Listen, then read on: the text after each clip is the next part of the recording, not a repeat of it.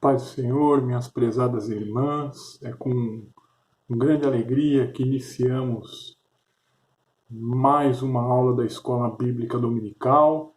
Desta feita, estudaremos a respeito da lição de número 13 da revista, que tem como tema a Igreja Eleita, redimida pelo sangue de Cristo e selada com o Espírito Santo da promessa. Lição esta que tem como tema a batalha espiritual e as armas do crente.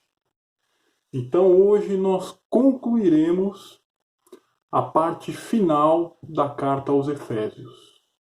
Comentaremos a respeito do trecho que vai do capítulo 6, versículo 10, até o final da carta. Vale lembrar que nós estudamos sobre esse tema na Bíblia no primeiro trimestre de 2019. Porém, o texto que trata deste assunto de forma mais explícita, que dá mais ênfase a esse tema de batalha espiritual, está justamente aqui na carta aos Efésios, no capítulo 6, versículo 10, até o versículo 18. Mas antes de iniciarmos a aula, eu gostaria de fazer uma oração. Amém?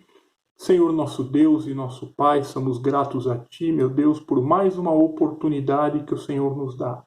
Graças te damos também, Senhor, pela vida de cada uma das Tuas servas, Senhor. Pedimos a Ti a Tua bênção e a Tua proteção sobre cada uma delas, Senhor, guardando elas debaixo da Tua santa e poderosa mão.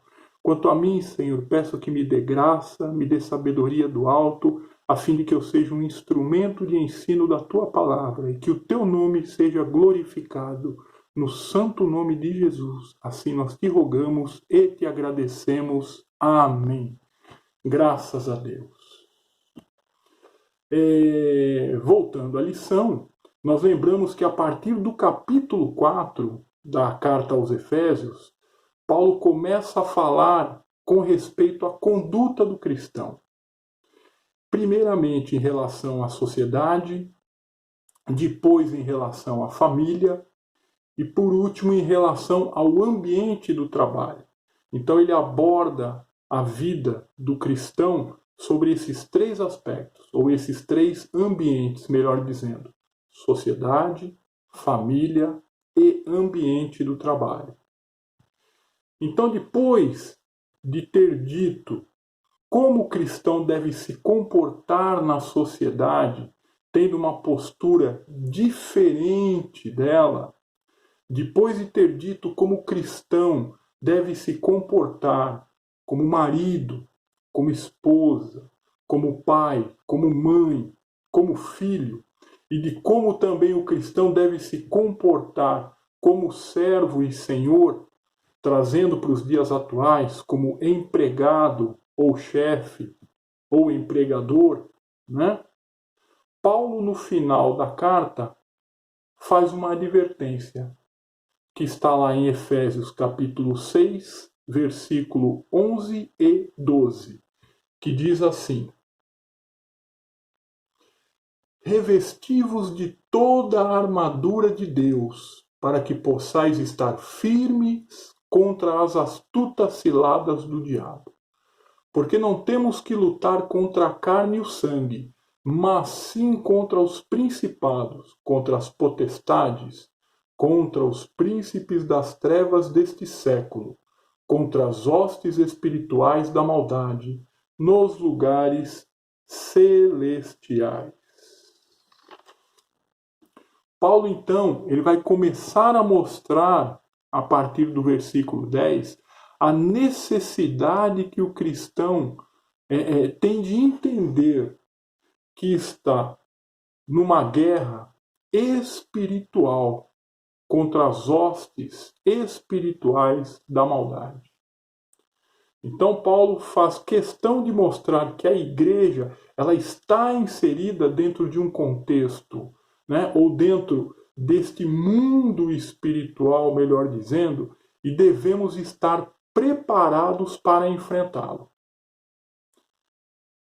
ele está querendo nos dizer que mesmo com esta conduta que temos que ter na sociedade, mesmo com esta conduta que temos que ter na família e também no trabalho, precisamos também nos fortalecer no Senhor e na força do seu poder, e assim estarmos preparados para esta batalha espiritual. Para isso, nós precisamos nos revestir de toda a armadura de Deus. Paulo aqui faz uma comparação do cristão com o soldado romano. Ou seja, assim como o exército romano era naqueles tempos um exército invencível, pelo fato de ser um exército bem equipado, bem preparado, a igreja também tinha que ter as melhores armas à sua disposição, porque estava e ainda está em guerra contra o mal.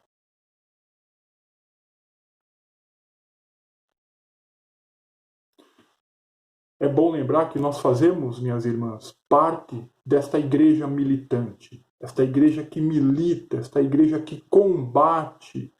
Por isso, Paulo afirma no versículo 12, logo a seguir: porque não temos que lutar contra a carne e o sangue, mas sim contra os principados, contra as potestades, contra os príncipes das trevas deste século, contra as hostes espirituais da maldade nos lugares celestiais. Eu já li, estou lendo novamente apenas para frisar.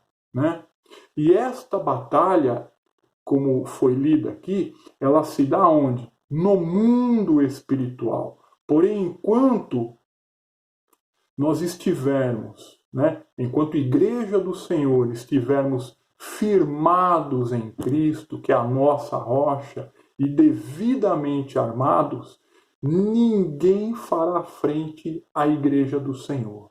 Glórias a Deus. Foi justamente por isso que Jesus afirmou lá em Mateus, capítulo 16, versículo 18, que diz: e sobre esta pedra edificarei a minha igreja, e as portas do inferno não prevalecerão contra ela. Glórias a Deus. Daí Paulo fala da necessidade da igreja estar devidamente armada, se revestindo de toda a armadura de Deus. Olha o que ele diz logo em seguida no versículo 13. Portanto, tomai toda a armadura de Deus, para que possais resistir no dia mau, e havendo feito tudo, ficai firmes. O novo homem, minhas irmãs, ou a nova criatura, torna-se um soldado de Cristo na luta contra o mal. Foi isto que Paulo disse ao seu filho na fé, Timóteo, conforme podemos ler lá na segunda carta que ele escreveu a Timóteo, no capítulo 2, versículos 3 a 5. Eu vou ler aqui. 2 Timóteo, capítulo 2, versículos 3 a 5. Sofre, pois, comigo as aflições, como um bom soldado de Cristo. Ninguém que milita ou combate se embaraça com negócios desta vida, a fim de agradar aquele que o alistou para a guerra. E se alguém também milita, não é coroado se não militar legitimamente. Resumindo o que falamos então até aqui, as forças do mal se levantaram contra a igreja, mas não prevaleceram. Mas para que possamos estar firmes contra os ataques do inimigo, é necessário estarmos revestidos de toda a armadura de Deus, porque as nossas armas são espirituais. Louvado seja o nome do Senhor. Paulo fala sobre isso também, minhas irmãs, lá na segunda carta aos Coríntios, capítulo 10, versículo 4. Olha que interessante. 2 Coríntios, capítulo 10, versículo 4. Porque as armas da nossa milícia não são carnais, mas sim poderosas em Deus para a destruição das fortalezas. Ou seja, as armas que nós utilizamos nesta batalha não são armas terrenas, são armas espirituais. Louvado seja o nome do Senhor, armas que Deus coloca à nossa disposição para que possamos enfrentar as hostes do mal. É bom lembrarmos que o diabo, ele está nas regiões celestiais, como diz o livro de Jó, não é? Lutando contra a igreja do Senhor. E como combatentes desta igreja, nós temos que estar devidamente armados, com toda a armadura de Deus. É importante ressaltar também, e isso é muito importante, que não basta apenas estar armado. Não adianta só eu ter a arma em mãos. Eu preciso também saber utilizar esta arma, fazer uso desta arma, né? Lembremos que Davi, quando vestiu a armadura de Saul, ele não soube usá-la. Por quê? Porque ele nunca tinha utilizado ela. E se certamente ele fosse lutar, e se ele fosse lutar com essa armadura contra o gigante Golias, certamente seria derrotado. Não é? Aquela armadura, ao invés de ajudá-lo, acabaria atrapalhando ele na batalha. Né? Por quê? Porque lhe faltava treinamento, ele nunca tinha lutado com aquela armadura. Ele não sabia sequer como utilizá-la. Assim também ocorre com o cristão, que além de revestir-se da armadura, deve também fazer uso dela, para assim estar preparados e firme contra as astutas ciladas do diabo. Está lá no versículo 11 que nós já lemos. Né? Quando nos sujeitamos a Deus, consequentemente nos revestimos de toda a armadura de Deus. Quando nos sujeitamos a Ele. Né? É bom frisar isso. Quando nos aproximamos dele, efetuamos o treinamento necessário, né, para que sejamos vitoriosos diante do inimigo. Ou seja, resistirmos, fazemos o que deve ser feito e assim permaneceremos firmes. Assim agia o invencível exército romano nos tempos de Paulo, ao se preparar para a batalha. Devidamente armado, devidamente treinado e paramentado, vencia os seus inimigos e com isso o seu poderio só aumentava. E assim também é a igreja, né? Ela vai vencendo batalha após batalha. Louvado seja o nome do Senhor.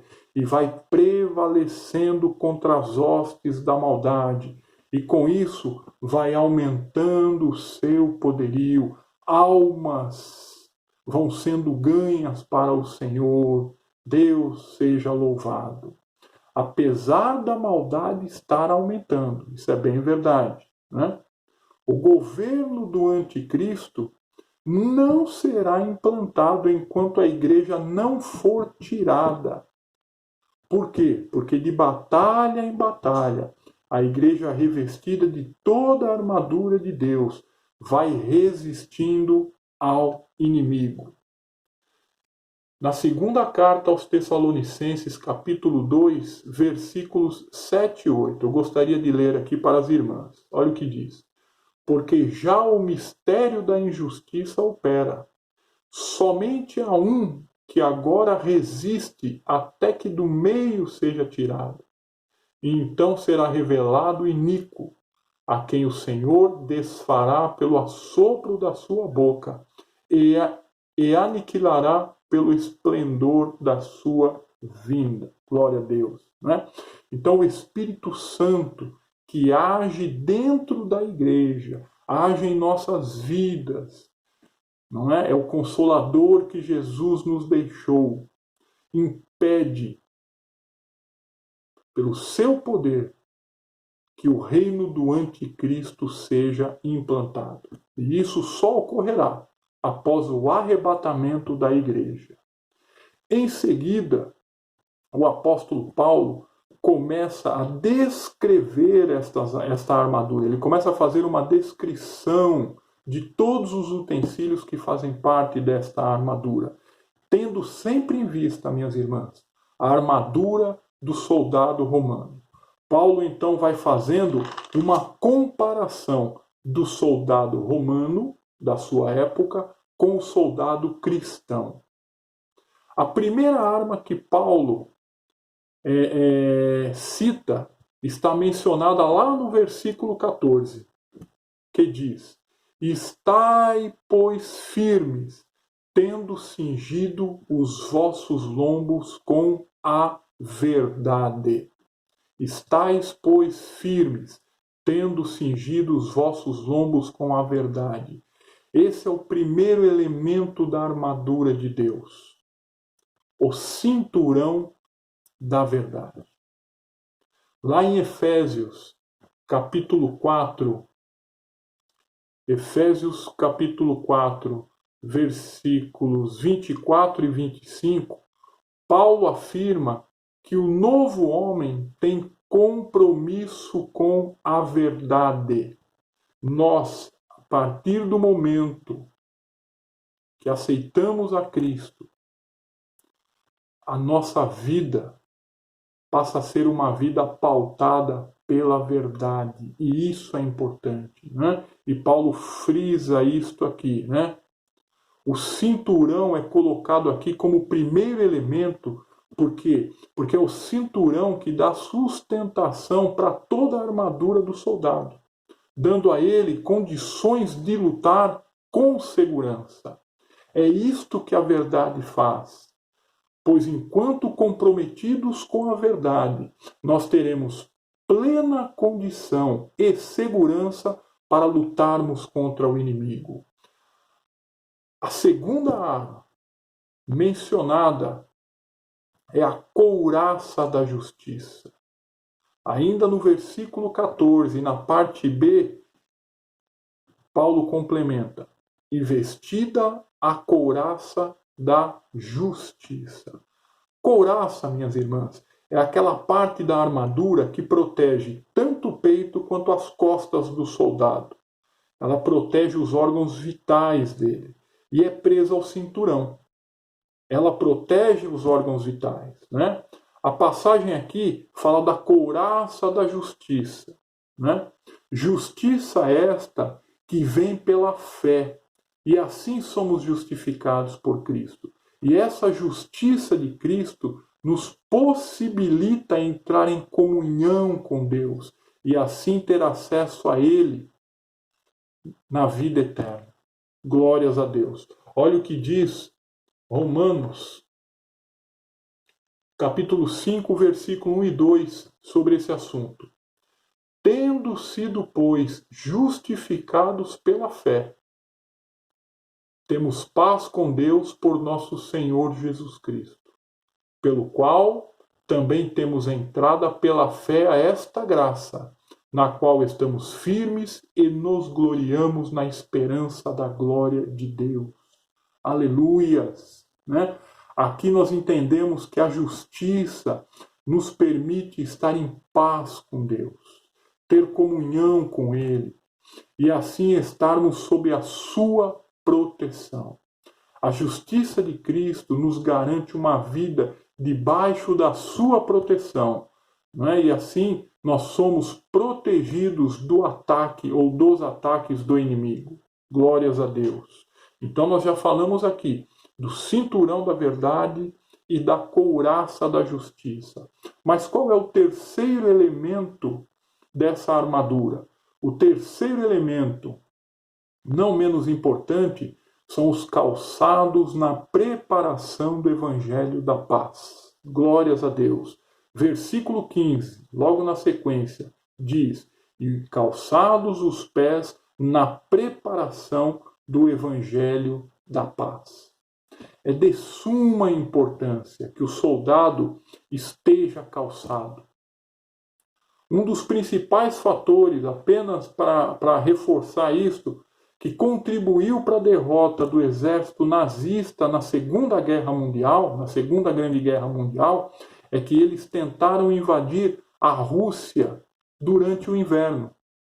Só que eles não estavam devidamente preparados. Por quê?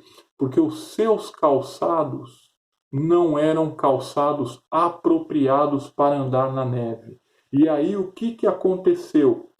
Os calçados ficavam úmidos e causavam com isso grandes males e doenças nos soldados, deixando eles incapacitados para a batalha. Os calçados, eles são fundamentais, porque eles deixam o soldado preparado para andar em qualquer tipo de terreno. E também protege o corpo contra contaminações oriundas do solo. Quanto a nós, minhas irmãs, nós temos que, a exemplo de Jesus, levar o Evangelho da paz a todos os que necessitam. Mas para levar este Evangelho, é fundamental estarmos calçados, devidamente calçados e protegidos. Outra coisa importante também é que pés também falam de andar, que significa testemunho. Ou seja, para levarmos o Evangelho da paz, primeiramente temos que nós mesmos estarmos em santidade e paz com Deus. Quem não tem uma vida correta com Deus, tem um calçado inapropriado para fazer esse tipo de trabalho. Logo, não tem condições alguma de levar o Evangelho da paz. O próximo elemento que Paulo cita aqui nessa passagem está lá no versículo 16 do capítulo 6 da carta aos Efésios. O próximo elemento é a armadura, da armadura de Deus, é o escudo da fé, que é uma arma fundamental. Por quê? Porque com ele o soldado impedia que os dardos lançados pelo inimigo o atingissem. Quanto a isso, Paulo nos diz no versículo 16: tomando sobretudo o escudo da fé, com o qual podereis apagar todos os dardos inflamados do maligno. Deus seja louvado. O maligno, ele lança dardos constantemente sobre nós. Quais são estes dardos? Os dardos da dúvida, da incredulidade, a fim de abalar a nossa fé em Cristo. Porém, com o escudo da fé, de posse do escudo da fé, nós conseguimos caminhar confiando plenamente no Senhor. Deus seja louvado. Esses dardos inflamados só podem ser apagados com o escudo da fé. O próximo elemento é o capacete da salvação. Lembrando que este ainda é usado pelo soldado para proteger a sua cabeça. Olha o que Paulo diz no versículo 17: tomai também o capacete da salvação. A nossa mente, minhas irmãs, deve estar protegida, devidamente protegida, a fim de que tenhamos sempre a mente de Cristo, a fim de que tenhamos uma mente pura, para discernirmos as coisas espiritualmente, sendo homens e mulheres espirituais, não nos deixando levar pela vontade da carne e pensamentos puramente humanos. O homem natural não compreende as coisas de Deus. Por quê? porque elas se discernem espiritualmente. Olha o que está escrito em 1 Coríntios, capítulo 2, versículo 14. Ora, o homem natural não compreende as coisas do Espírito de Deus, porque lhe parecem loucura, e não pode entendê-las, porque elas se discernem espiritualmente. Glórias a Deus. E para isso é necessário que nós tenhamos uma mente firmada em Cristo. Deus seja louvado. O capacete da salvação nos proporciona ter uma vida, né? Ou melhor, uma vida com uma mente igual à mente de Cristo. E nos guarda desta maneira dos ataques constantes do inimigo. A próxima e última armadura mencionada nesta passagem é a espada do Espírito, que é a palavra de Deus. Louvado seja o nome do Senhor, que está na parte B do versículo 17 que acabamos de ler. E a espada do Espírito, que é a palavra de Deus. Afirma o apóstolo Paulo, é a única arma de ataque mencionada de todas essas daqui que nós falamos. Todas as outras armas mencionadas são para a defesa pessoal do soldado cristão. A única arma de ataque que Paulo menciona aqui é a espada do Espírito. E Jesus, ele mostrou muito bem isso. Pois quando foi tentado pelo diabo no deserto, ele contra-atacou. As 3 vezes que ele foi tentado, ele contra-atacou fazendo menção ou fazendo uso da palavra de Deus. Né? Isto está registrado no capítulo 4, dos versículos 1 ao 11. Desta maneira, Jesus afugentou o diabo. Eu vou fazer leitura um pouquinho extensa, são 11 versículos, mas vale a pena fazer essa leitura. Diz assim, versículo 1 do capítulo 4 de Mateus. Então foi conduzido Jesus pelo Espírito ao deserto para ser tentado pelo diabo. E tendo jejuado 40 dias e 40 noites, depois teve fome. E chegando-se a ele o tentador, disse: Se tu és o Filho de Deus, manda que estas pedras se tornem pães. Ele, porém, respondendo, disse: Está escrito, nem só de pão viverá o homem, mas de toda a palavra que sai da boca de Deus. Então o diabo transportou a cidade santa e colocou-o sobre o pináculo do templo. E disse-lhe: Se tu és o Filho de Deus, lança-te de aqui abaixo, porque está escrito que aos seus anjos dará ordens a teu respeito, e tomar-te-ão nas mãos, para que nunca tropeces em alguma pedra. Disse-lhe Jesus: Também está escrito, não tentarás o Senhor teu Deus. Novamente o transportou o diabo a um monte muito alto, e mostrou-lhe todos os reinos do mundo, e a glória deles. E disse-lhe: Tudo isto te darei se prostrado me adorares.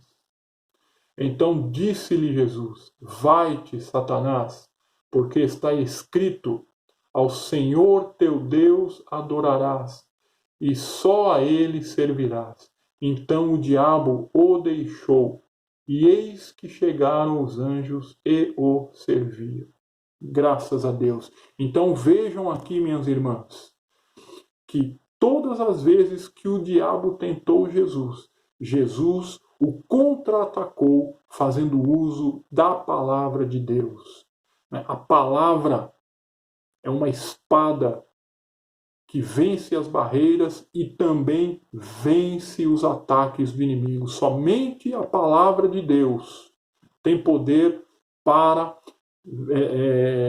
fazer este contra-ataque ao inimigo e, por conseguinte, nos dando vitória. Por isso é importante conhecermos a palavra de Deus, né? Através do estudo, da leitura diária, a fim de que a nossa espada esteja sempre bem afiada, para qualquer ataque do inimigo. A igreja, ao pregar o evangelho, ela ataca as hostes espirituais da maldade, fazendo com que o inimigo bata em retirada. Podemos ver isso em passagens, na passagem de Paulo, melhor dizendo, pela cidade de Éfeso, quando muitos bruxos mágicos, de algumas passagens falam bruxos, outras mágicos, né, se converteram a Cristo através da palavra de Deus. Então Paulo ele pregava, né, e essas pessoas que antes serviam o maligno, ao ouvir a palavra de Deus, entregavam suas vidas a Cristo. Né? Atos, capítulo 19, versículos 19 e 20.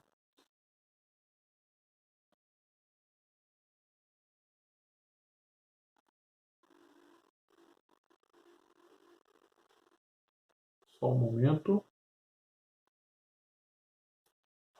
A passagem está lá no livro de Atos, capítulos 19, versículo 19 e 20.